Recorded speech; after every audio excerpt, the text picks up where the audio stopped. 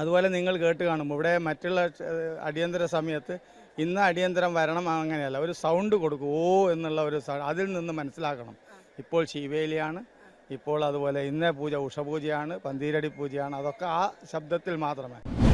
20,000-ഓളം ഇളനീര് അഭിഷേകം ചെയ്ത് ഭഗവാനെ സതീദേവിയുടെ മരണത്തിൽ രോഷാകുലനായ ഭഗവാനെ തണുപ്പിക്കുന്ന ഒരു ചടങ്ങാണ് ഇന്ന് നടക്കുന്നത്.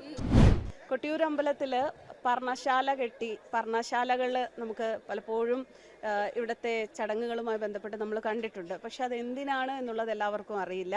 നമുക്ക് ഇദ്ദേഹത്തോട് ചോദിക്കാം. ഇദ്ദേഹത്തിൻ്റെ പേര് ഹരിദാസൻ എന്നാണ്. പർണശാല എന്നൊരു സങ്കല്പം നമ്മൾ അമ്പലത്തിലെ ഉത്സവം, വൈശാഖോത്സവം കാണുമ്പോൾ ഇങ്ങനെ ഓല കൊണ്ട് കെട്ടിയ ഈ പുരകൾ കാണാറുണ്ട്. എന്താണ് ഇതിൻ്റെ പിന്നിലുള്ള ഒരു ഐതിഹ്യം? ഇതിന് കയ്യാലകൾ എന്നാണ് പറയുക. ഈ കൊട്ടിയൂർ ക്ഷേത്രത്തിൻ്റെ ഭരണം മുൻകാലങ്ങളിൽ 4 പാരമ്പര്യ ട്രസ്റ്റിമാരുടെ കീഴിലാണ് നടന്നിരുന്നത്. 64ഓളം സ്ഥാനിക വിഭാഗങ്ങളുണ്ട്. അതിൽ 4 പാരമ്പര്യ ട്രസ്റ്റിമാരാണ്. പിന്നീട് ഹൈക്കോടതിയുടെ ഒരു പുതിയ വിധി വന്നതോടുകൂടി 5 non hereditary, we are hereditary trustees, 5 non hereditary trustees കൂടിയുണ്ട്. ഇപ്പോൾ 9 പേരാണ് ഭരണകാര്യങ്ങൾ നടത്തുന്നത്. അതിൽ ഒന്നാമത്തെ ഒരാളനാണ് കുളങ്ങരയത്ത്, എൻ്റെ ബ്രദറാണ്. അദ്ദേഹം വയസ്സ് കൂടുതലായതുകൊണ്ട് അദ്ദേഹത്തിൻ്റെ അഭാവത്തിൽ നോമിനിയായി ഞാൻ നിൽക്കാറുണ്ട്. ഇപ്പം അദ്ദേഹം ഇവിടെ ഉണ്ട്, 89 വയസ്സായി. ഞങ്ങളെ സംബന്ധിച്ച് ഇതിൻ്റെ ഭരണകർത്താക്കളാണ് ഞങ്ങൾ. ഈ കൊട്ടിയൂർ ക്ഷേത്രത്തിലെ ഉത്സവത്തിൻ്റെ ഒരു പ്രത്യേകത മറ്റ് ക്ഷേത്രങ്ങളിൽ നിന്നും വിഭിന്നമായി അടിയന്തര യോഗമാണ് ഇവിടുത്തെ പൂജാ കാര്യങ്ങൾ ചെയ്യുന്നത്. വെളിയിലുള്ള ആർക്കും തന്നെ പൂജാ കാര്യങ്ങളിൽ ഇടപെടാൻ പറ്റില്ല. അടിയന്തര യോഗം തീരുമാനിച്ച് അടിയന്തര യോഗത്തിൽ ഈ 4 പാരമ്പര്യ ട്രസ്റ്റിമാരും മറ്റ് അവകാശികളും, സമുദായി ഭട്ടതിരിപ്പാട് എന്ന് പറയുന്ന ഒരു അദ്ദേഹത്തെ ആയിരിക്കും അധ്യക്ഷൻ. ഈ അടിയന്തര യോഗത്തിലുള്ളവർ നിർദ്ദേശിക്കുന്ന കാര്യങ്ങൾ സമുദായി ഭട്ടതിരിപ്പാടിൻ കൂടിയാണ് പുറത്തു വരുന്നത്. അതിനനുസരിച്ചാണ് ഇവിടുത്തെ പൂജാകർമ്മങ്ങൾ നടക്കുന്നത്. ആ പൂജാകർമ്മങ്ങൾ വളരെ സ്ട്രിക്റ്റായി കാലാകാലമായി യാതൊരു ഭേദവും വ്യത്യാസവുമില്ലാതെ, അതിനകത്ത് ആരുടെ ഇൻ്റർഫെയർ ഇല്ലാതെ വളരെ സത്യസന്ധമായി, നിങ്ങൾക്കറിയാം, അവിടെ നിങ്ങളിപ്പോൾ കണ്ടു കാണും, ഇവിടെ കൊടുക്കുന്ന ആ തടപ്പള്ളിയിൽ ഉണ്ടാക്കുന്ന നിവേദ്യം, അതുപോലെ ശ്രീകോവിലിൽ കൊടുക്കുന്ന സാധനങ്ങളൊക്കെ തന്നെ അടിയന്തരക്കാർ നിവേദിക്കുന്നതാണ്. ചന്ദനമാണെങ്കിൽ ഒറിജിനൽ ചന്ദനമല്ലാതെ മറ്റ് ക്ഷേത്രങ്ങൾ പോലെയല്ല, ചന്ദനം മാത്രമേ നൽകാറുള്ളൂ. അതുപോലെ നെയ്യ് എന്ന് പറയുന്നത് ആടിയ നെയ്യാട്ടത്തിന് നെയ്യമൃതുകാർ കൊണ്ടുവരുന്ന നെയ്യ് മാത്രമേ ഇവിടെ ഉപയോഗിക്കുള്ളൂ. ഈ തടപ്പള്ളിയിലും ശ്രീകോവിലും ഉപയോഗിക്കുന്ന സാധനങ്ങളൊക്കെ ഒറിജിനലായിരിക്കും, അതിനകത്ത് യാതൊരു മായവും ഉണ്ടാവില്ല. മായമുണ്ടാകാൻ ഞങ്ങളുടെ അടിയന്തര യോഗം സമ്മതിക്കുകയുമില്ല. അത് ഈ കയ്യാലകൾ എന്ന് പറയുമ്പോൾ ഞങ്ങൾ 4 പാരമ്പര്യ ട്രസ്റ്റിമാരെ സംബന്ധിച്ച് പറയുമ്പോൾ ഇവിടെ വന്നു കഴിഞ്ഞാൽ ഭണ്ണാരം എഴുന്നള്ളത്തിന്, നെയ്യാട്ട ദിവസം വന്ന് ഭണ്ണാരം എഴുന്നള്ളത്തിന് ഇവിടെ വന്നാൽ സ്വന്തം ഭാര്യയോ മക്കളോ മരണപ്പെട്ടാൽ പോലും ഇവിടെ നിന്ന് പോകാൻ പാടില്ല. ഈ 4 ആളുകൾക്ക് അവർ മരണപ്പെട്ടാൽ ഇവിടെ മറവ് ചെയ്യണമെന്നാണ് കൺസെപ്റ്റ്. ഈ 4 ആളുകൾ എന്ന് പറഞ്ഞാൽ 4 ആളുകളും ചേർന്നാൽ പെരുമാളായി എന്നാണ്. അതുകൊണ്ടാണ് ഇപ്പം ഞങ്ങളുടെ കുടുംബത്തിൽ വല്ല അലായ്മയോ പലിയോ ഒക്കെ വന്നാൽ ഞങ്ങളൊക്കെ ഇവിടെ നിന്ന് പോകണം. പക്ഷേ നമ്മുടെ സീനിയർ ട്രസ്റ്റി അവരിവിടെ വേണം, ഈ 4 കുടുംബത്തിൽ. അപ്പോൾ അതുപോലെ തന്നെ പരിപാവനമായിട്ടാണ് ഇവിടുത്തെ കാര്യങ്ങളൊക്കെ നടന്നു പോകുന്നത്. ഇവിടെ നിൽക്കുന്ന ഈ കയ്യാലകളെല്ലാം ഇവിടെ 28 ദിവസം നിൽക്കേണ്ട ആളുകൾക്ക് താമസിക്കാനുള്ള സൗകര്യവും, അതുപോലെ നിങ്ങൾ കേട്ട് കാണും ഇവിടെ മറ്റുള്ള അടിയന്തര സമയത്ത് ഇന്ന് അടിയന്തരം വരണം അങ്ങനെയല്ല, ഒരു സൗണ്ട് കൊടുക്കും, ഓ എന്നുള്ള ഒരു അതിൽ നിന്ന് മനസ്സിലാക്കണം ഇപ്പോൾ ശീവേലിയാണ്, ഇപ്പോൾ അതുപോലെ ഇന്നേ പൂജ ഉഷപൂജയാണ്, പന്തീരടി പൂജയാണ്, അതൊക്കെ ആ ശബ്ദത്തിൽ മാത്രമേ, ഒറ്റ ശബ്ദമാണ്. അത് ഇവിടുത്തെ അടിയന്തരക്കാർക്കറിയാം. ചിലത് 2 പ്രാവശ്യം വിളിക്കും, ചിലത് 3 പ്രാവശ്യം വിളിക്കും. ആ ശബ്ദത്തിലാണ് ഇവിടുത്തെ കാര്യങ്ങളൊക്കെ നടക്കുന്നത്.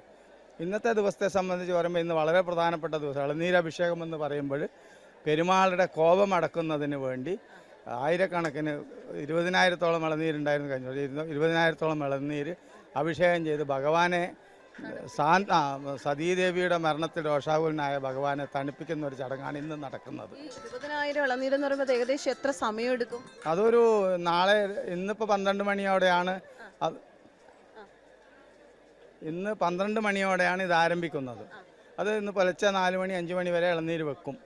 അതുപോലെ തന്നെ നാളെ ഈ ഇളനീര് അഭിഷേകം ചെയ്യുന്നത് രാത്രി ശീവേലിക്ക് ശേഷം, ശ്രീഭൂതവേലിക്ക് ശേഷമാണ് ഇന്ന് ഇളനീര് വെക്കുന്നത്. അതിനുശേഷം നാളെ ശീവേലിക്ക് ശേഷം അഭിഷേകം ചെയ്യുന്ന ഇളനീര് അത് തീരുന്നത് വരെ, ചിലപ്പോൾ രാവിലെ 6 മണിയാവും 7 മണിയാവും, അത് തീരുന്നത് വരെ മുഴുവൻ ഇളനീരും പെരുമാൾക്ക് അഭിഷേകം ചെയ്യും, ഒന്നുപോലും മാറ്റി വെക്കില്ല. അത് പെരുമാളുടെ കോപം തണുപ്പിക്കുന്നതിന് വേണ്ടിയിട്ടുള്ള വളരെ പ്രധാനപ്പെട്ട ഒരു ചടങ്ങാണ്. ഇന്നത്തെ ഇതിലും കോപം ശമിക്കാതെ വരുമ്പോഴാണ് രോഹിണി ആരാധനയ്ക്ക് മഹാവിഷ്ണു നേരിട്ട് വന്ന്, ആ രോഹിണി ആരാധന എന്ന് പറയുമ്പോൾ ഭഗവാനെ ശിവലിംഗം പൊത്തിപ്പിടിച്ച് മഹാവിഷ്ണുവിൻ്റെ പൂജയോടുകൂടിയാണ് ഭഗവാൻ തണുക്കുന്നത്. 3 ഘട്ടമായിട്ടാണ് ഇവിടുത്തെ പൂജകൾ. 3ാമത്തെ ഘട്ടം നമുക്കും കൂടി കാണാൻ പറ്റില്ല.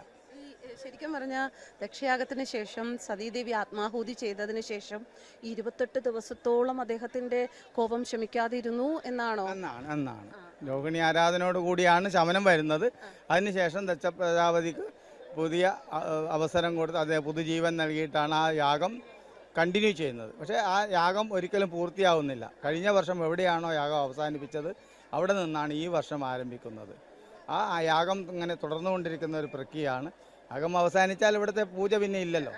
അതാണ് അതിൻ്റെ കഴിഞ്ഞ വർഷം എവിടെ നിർത്തി അവിടെ വെച്ചിട്ടാണ് ഈ വർഷം ആരംഭിക്കുന്നത്. ഒടുവിൽ ഭഗവാൻ സന്തുഷ്ടനായി പോകുന്ന അങ്ങനെ എന്തെങ്കിലും ഒരു അംശം, ഒരു ഭാഗം ഭഗവാന്റെ സന്തുഷ്ടിയോടുകൂടിയാണ്. പിന്നെ ഭഗവാൻ 11 മാസക്കാലം നമുക്കറിയാം, ശിവലിംഗം നമ്മൾ അഷ്ടബന്ധം വെച്ച് മൂടി ഭഗവാൻ 11 മാസം ധ്യാനത്തിലിരിക്കുന്ന ഒരു അവസ്ഥയാണ്. ഭഗവാന്റെ കോപം തണുക്കുന്നുണ്ടല്ലോ, അതുകൊണ്ടാണല്ലോ ദക്ഷയാഗം കണ്ടിന്യൂ ചെയ്യുന്നത്. അപ്പോൾ ഭഗവാന്റെ കോപം തണുപ്പിച്ച് ദക്ഷയാഗം തുടർന്നു കൊണ്ടിരിക്കുക. ഇപ്പോൾ ദക്ഷയാഗമാണ് ഇവിടെ നടക്കുന്നത്.